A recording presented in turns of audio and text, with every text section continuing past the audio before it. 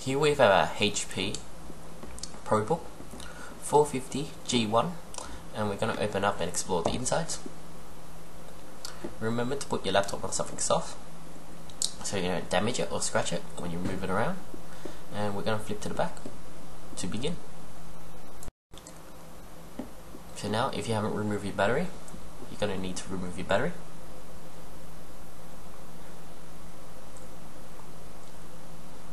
Now, to remove the back cover, there is a screw here you need to remove. You probably can't see it, but it's just where I'm pointing my screwdriver. If you have your laptop, you'll be able to find it. So after removing that screw, you're going to remove the battery again. So press the buttons in, and it will push the cover open. So I'll just show you again.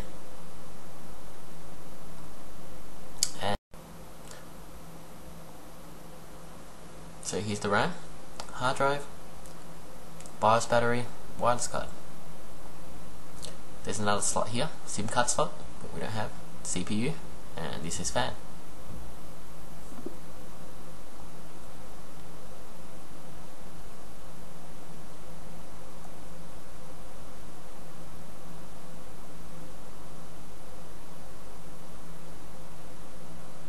So now we're going to remove the RAM. So you push the sides apart, and the RAM comes off. So there's 2 RAM slots. So that's maximum of 16 gigs, 8 gigs in each slot, and this is DDR3L only. Next, we're going to remove the hard drive. There's 4 screws holding the hard drive down.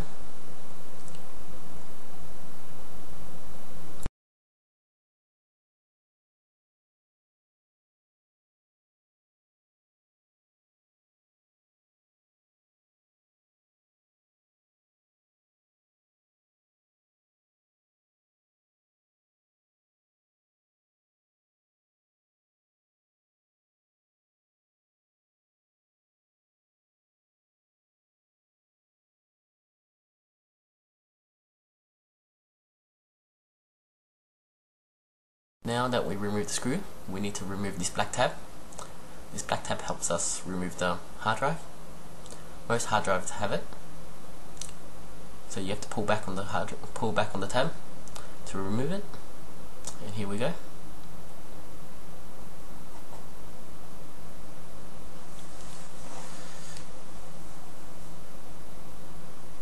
Now we're going to remove the DVD drive. There's 1 screw holding the DVD drive down.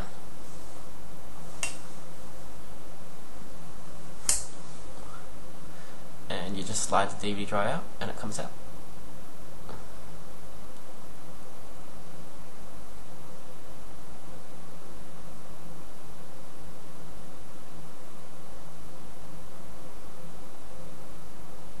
So now we're going to remove the wireless card.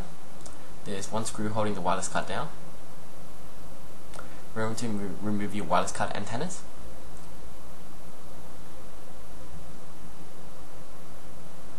So this wireless card had 2 screws. Generally, wireless cards only have 1 screw.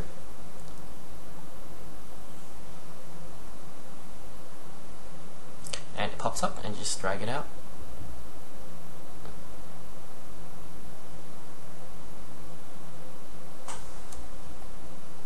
So now, we're going to remove all the screws on the back. Please note there's rubber feet under some of the screws. You need to remove the rubber feet before you can remove it. So I'm just pointing out a few screws where all the screws are laid out. There's actually quite a lot of them. So these here, the ones I put with my fingers, there's 6 of them. You have rubber coverings. You need to remove the rubber coverings before you can remove the screw.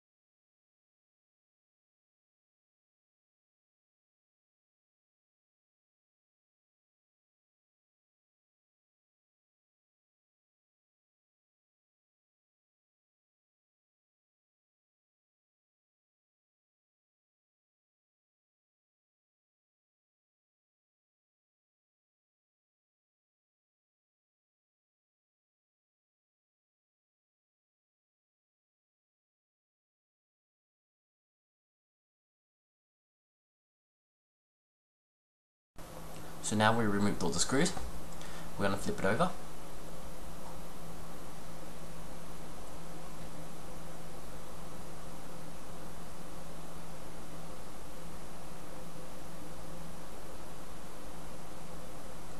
And we're going to remove our keyboard, as there's screws under the keyboard. So, how you remove the keyboard, you push the keyboard down and it comes out. That's basically it.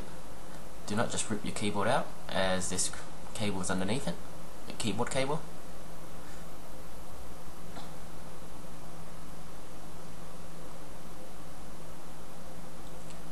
When you remove all the other cables as well that's attached to it, as that's attached to the cover, the top cover, and we're going to remove the top cover from the bottom cover. There's also 3 screws holding the cover down as well. So there's basically 4 screws.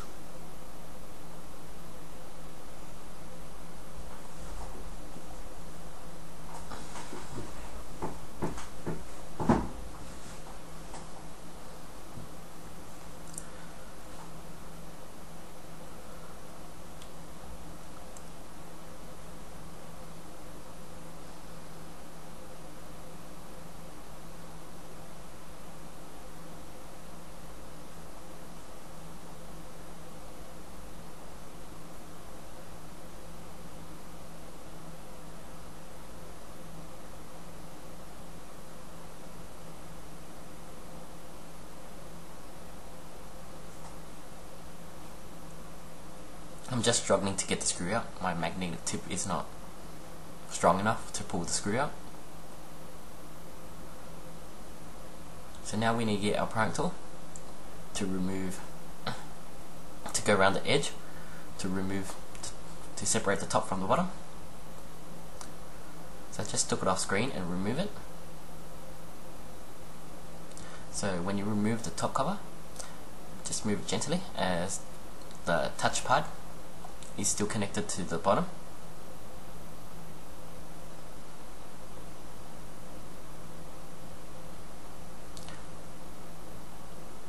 So here we go.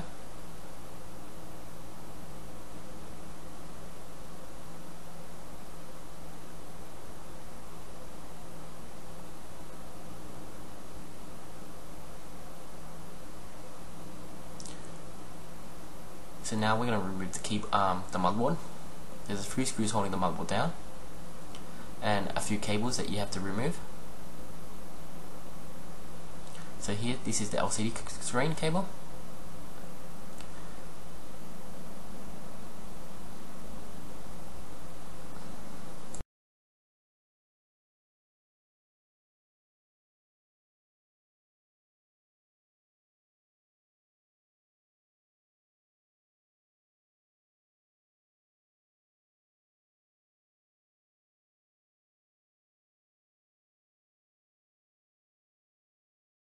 Now that we removed the 3 screws, we're going to need to remove our motherboard by lifting up and tilting a bit. Remember, there's the power cable underneath, which you sort of need to lift it up slightly to help you remove.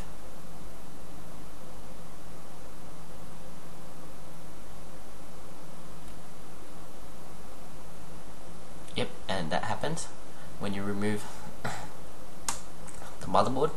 The weight, there's no more weight, and the screen just drags down the whole thing, so be careful of that. And this cable I'm removing is actually the web camera cable, should be. So here we have the motherboard.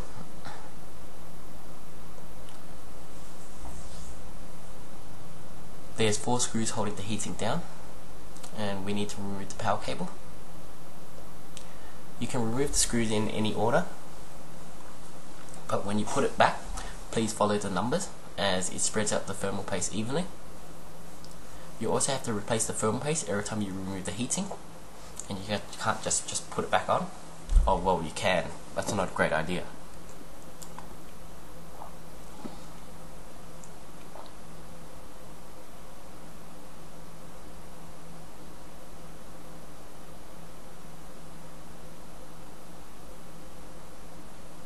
So now it just comes off. I'm just going to get a towel to clean off my thermal paste. You don't need any special alcohol solutions or water to clean it. Just basic a towel or even tissue work. Just clean it to the best of your ability. As long as it looks clean, then it's clean enough.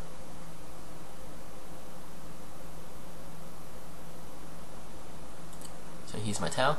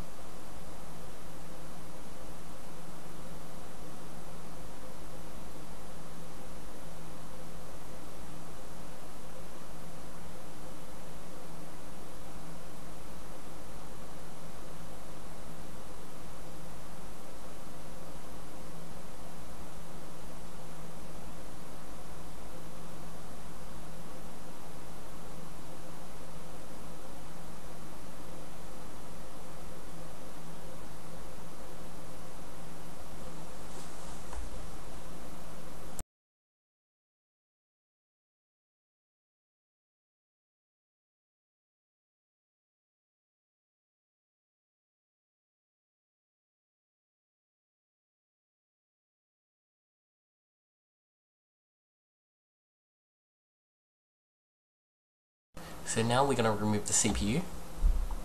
You're going to need a star-shaped screwdriver for this, torque screwdriver. I think it's torque T4 to remove it. There's a triangle here, and there's a triangle here. I don't know if you can see it, but that just shows you the direction the CPU goes in, and it only goes in one direction. So there you go, it comes off. So you unscrew it, half a circle, anti-clockwise, and it comes off. And when you put it back in, remember to align the triangle on the CPU with the marking on the motherboard. And to put it back in, you just do it half a circle the other way. So here is where the graphic card is supposed to be. As you can see, I don't have one. And these 4 squares are actually the RAM for the graphic card.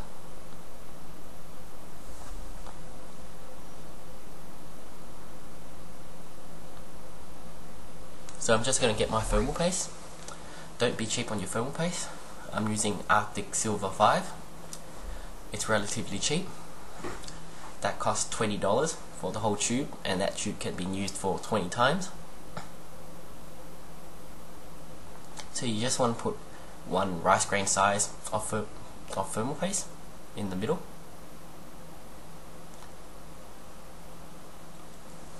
Don't spread it out. When you put your heatsink on and screw it on, it will automatically spread it out.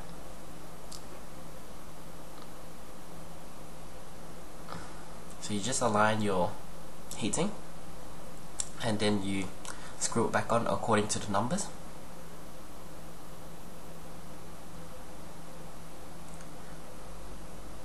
It's number 1 to 4. I'm just going to screw it in first, and I'll show you the numbers afterwards.